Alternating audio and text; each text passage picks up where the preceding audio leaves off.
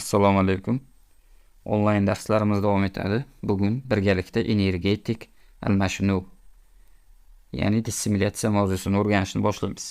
Bu mavzuni sodda qilib ATF deb nomlasak ham bo'ladi. Energetik almashinuv, ya'ni energiya almashinuvi 3 ta bosqichda davom etadi. Tayyorgarlik bosqichi, kislorodsiz bosqich hamda kislorodli bosqichlarda davom etadi. Birinchi, demak, tayyorgarlik bosqichini ko'rib chiqamiz. Tayyorgarlik bosqichi qayerda sodir bo'ladi? Demak, tayyorgarlik bosqichi ovqat hazm qilish organlari bo'shlig'ida sodir bo'ladi. Og'iz bo'shlig'idan boshlanib, ingichka chekda yakunlanadi. Og'iz bo'shlig'i, halqum, qizilungach, oshqozon, 12 barmoqli ichak hamda ingichka cheklarda sodir bo'ladi bu bosqich. Bu bosqichni qanday moddalar amalga oshiradi? Ya'ni bu bosqichda quyidagi fermentlar qatnashadi. Amilaza, pepsin, tripsin, interkinaza hamda lipaza, pitialin fermenti ham bor. Mana shu fermentlar ishtirokida sodir bo'ladi birinchi bosqich. Ovqat bilan birga kirgan murakkab moddalar oddiy moddalarga mana shu fermentlar yordamida parchalanadi. Ya'ni oqsillar aminokislotalarga parchalanadi, polisaxaridlar monosaxaridlarga parchalanadi, lipidlar esa glitserin hamda 3 ta yog' kislotaga parchalanadi.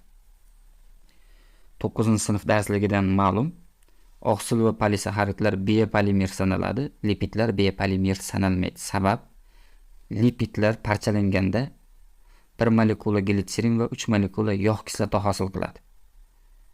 Ya'ni soddroq aytsak, glitserin o'ziga 3 tadan ortiq yog' kislotani biriktirmaydi, 4-sini biriktirmaydi. Shuning uchun ular biopolimer sanalmaydi. Monosaxaridlar cheksiz, aminokislotalar ham cheksiz birikish xususiyatiga ega. Ya'ni 100-siga 101-sini ulasangiz ham, millioninchsini ulasangiz ham ulanib ketaveradi. Shuning uchun bular oqsil va polisaxaridlar, uglevodlar aniqrog'i, biopolimer sanaladi. Bu bosqichda, demak, murakkab moddalarning oddiy moddalarga parchalanish natijasida hosil bo'lgan energiya to'liq issiqlik sifatida tarqalib ketadi. Sodda qilib aytsak, demak, birinchi bosqichdan organizm uchun bir dona ham ATF energiyasi zaxira qilina olmaydi. Tayyorgarlik bosqichi mana shunday bo'lib o'tadi.